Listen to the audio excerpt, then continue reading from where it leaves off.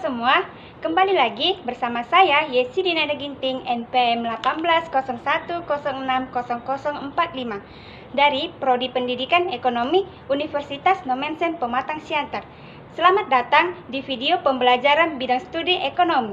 Terima kasih buat semuanya kalian yang sudah menonton video ini. Kita kembali lagi dalam pembelajaran ekonomi. Ibu harap dimanapun kalian berada, tetap jaga kesehatan, ikuti protokol kesehatan, dan jangan lupa memakai masker. Dalam pembelajaran ekonomi ini, Ibu akan membahas tentang kebijakan moneter dan kebijakan fiskal. Yang pertama, kita akan membahas kebijakan moneter. Ya, poin-poin dari kebijakan moneter. Disimak terus ya video ini. Poin pertama, Ibu akan membahas pengertian dari kebijakan moneter. Poin kedua, bagaimana tujuan dan peran kebijakan moneter. Dan poin yang ketiga, apa saja instrumen dari kebijakan moneter. Pertama, kita akan membahas pengertian dari kebijakan moneter. Kebijakan moneter adalah upaya mengendalikan perekonomian negara secara makro untuk mencapai perekonomian yang lebih baik dengan cara jumlah uang yang beredar di masyarakat. Kebijakan ini dilakukan oleh Bank Indonesia sebagai bank sentral yang merupakan lembaga independen. Untuk dipahami penjelasannya, baiklah adik-adik, melanjutkan poin kedua, tujuan dari kebijakan moneter. Adik-adik tahu tidak apa saja tujuan dari kebijakan moneter? Tujuan pertama dari kebijakan moneter menjaga stabilitas ekonomi. Dengan mengatur peredaran uang, bank sentral akan mempengaruhi tingkat suku bunga di pasar. Kemudian dari situ investasi akan meningkat dari biasanya menjaga stabilitas ekonomi. Menjaga stabilitas harga atau mengendalikan inflasi. Adik-adik masih ingat tidak bahwa inflasi itu disebabkan oleh jumlah uang yang beredar terlalu banyak, dan oleh karena itu, maka dari itu jumlah peredaran perlu diatur. Apabila jumlah uang beredar yang sudah teratur, maka stabilitas harga barang akan terkendali. Tiga adalah meningkatkan kesempatan kerja. Adik-adik ingat, tujuan pertama dari kebijakan ekonomi adalah menjaga stabilitas ekonomi. Nah, kalau seandainya stabilitas ekonomi sudah teratasi, maka investor-investor akan meningkatkan produksi dan mengembangkan investasi-investasi yang baru. Nah, kalau sudah terjadi seperti itu, maka kesempatan kerja akan bertambah. Yang keempat, memperbaiki neraca pembayaran. Jumlah uang yang beredar di masyarakat dapat dipengaruhi nilai tukar rupiah terhadap nilai mata uang negara asing, yang artinya akan mempengaruhi perbaikan neraca pembayaran di negara kita. Seperti itu adik-adik. Ibu harap kalian pahami tujuan kebijakan moneter. Oke, kalau sudah paham, kita lanjut pada poin ketiga, instrumen-instrumen kebijakan moneter. Terdiri dari instrumen langsung dan instrumen tidak langsung. Pertama, instrumen langsung. Kebijakan moneter terdiri dari pertama mencetak uang. Nah, di sini Bank Indonesia bisa menambah jumlah peredaran uang dengan cara mencetak uang baru, meredarkannya ke masyarakat. Kemudian dorongan moral, yaitu imbauan dari Bank Indonesia ke bank umum. Beberapa cara yaitu pengumuman, pidato, dan sebagainya. Nah, selanjutnya ada instrumen tidak langsung.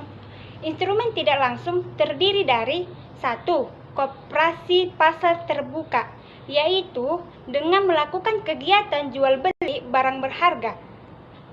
Yang kedua, tingkat bunga diskonto, yaitu tingkat bunga yang ditetapkan oleh bank sentral kepada bank umum, yaitu ketika bank umum melakukan pinjaman uang kepada bank sentral. Yang ketiga, rasio cadangan, yaitu cadangan kas minimal harus disimpan kepada bank sentral. Yang keempat, Ada imbauan moral. Instrumen ini berupa kebijakan yang dilakukan Bank Indonesia dengan cara memberikan saran melalui pengumuman, pidato, ataupun anjuran dari media massa. Berupa ajakan atau larangan untuk menahan pinjaman tabungan ataupun melepaskan pinjaman kepada kailak umum. Itulah pembahasan dari kebijakan moneter. Selanjutnya, kita akan membahas yang kedua, kebijakan fiskal. Poinnya sama seperti poin kebijakan moneter. Baiklah, karena kita sudah tahu apa saja poin pentingnya, kita mulai dari pertama ya. 1. Pengertian kebijakan fiskal. Kebijakan fiskal adalah kebijakan ekonomi yang dilakukan oleh pihak pemerintah guna mengelola dan mengarahkan kondisi perekonomian ke arah yang lebih baik atau yang diinginkan dengan cara mengubah atau melalui penerimaan dan pengeluaran pemerintah. Kita sudah tahu apa pengertiannya. Poin kedua, tujuan kebijakan moneter. Apa saja itu?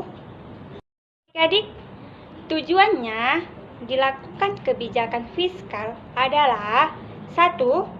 Mencapai kestabilan perekonomian nasional. 2.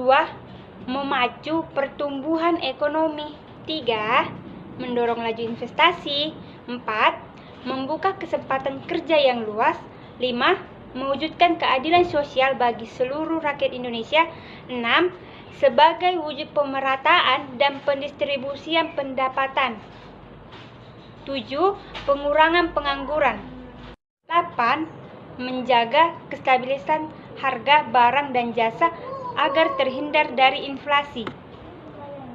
Kebijakan fiskal ini adalah kebijakan pemerintah untuk mempengaruhi jalannya perekonomian dengan cara memanipulasi anggaran pendapatan dan belanja negara sehingga sesuai dengan kondisi perekonomian yang sedang terjadi dan tujuan ekonomi yang hendak dicapai. Tujuan utama dalam kebijakan fiskal adalah mengurangi pengangguran dan meningkatkan kesempatan kerja. Untuk memperluas kesempatan kerja, kebijakan fiskal ekspansif secara tidak langsung akan mengurangi tingkat pengangguran. Hal ini disebabkan setiap pengeluaran pemerintah akan diusahakan untuk pembangunan infrastruktur dan proyek padat karya yang menyerap banyak tenaga kerja. Di sisi pajak, pengurangan pajak akan meningkatkan investasi karena biaya investasi akan berkurang. Investasi yang tinggi akan memacu munculnya lapangan kerja baru. Demikian sebaliknya, jika dilakukan kebijakan fiskal kontraktif, penambahan pajak akan mengurangi investasi dan pengeluaran pemerintah yang ditahan tidak akan mengalir ke masyarakat dalam bentuk kesempatan kerja. Nah, sekarang sudah paham kan tujuan dan peran kebijakan fiskal? Sekarang Ibu akan membahas poin terakhir, yaitu instrumen kebijakan fiskal. Instrumen kebijakan fiskal untuk mencapai tujuannya, kebijakan fiskal menggunakan berbagai instrumen. Apa saja? Ada yang tahu apa saja itu? 1. Anggaran belanja seimbang. Anggaran belanja seimbang merujuk kepada anggaran yang disesuaikan dengan keadaan atau kondisi perekonomian. Hal ini bertujuan agar dalam jangka panjang anggaran dapat menjadi berimbang. Apabila terjadi ketidakstabilan ekonomi, anggaran defisit akan digunakan, sementara anggaran surplus akan digunakan dalam masa inflasi. 2. Stabilitas anggaran otomatis. Stabilitas anggaran otomatis yaitu penekanan pengeluaran pemerintah harus bermanfaat dan memiliki biaya relatif dari berbagai program kegiatan. 3. Pengelolaan anggaran. Artinya, Hubungan belanja pemerintah dengan penerimaan pajak secara langsung digunakan untuk memperkecil ketidakstabilan ekonomi dengan menyesuaikan anggaran. 4. Pembiayaan fungsional. Pembiayaan ini merujuk kepada pengeluaran pemerintah untuk diatur untuk menghindari pengaruh langsung terhadap pendapatan nasional. Utamanya adalah untuk meningkatkan kesempatan kerja. Sekian video penjelasan Ibu.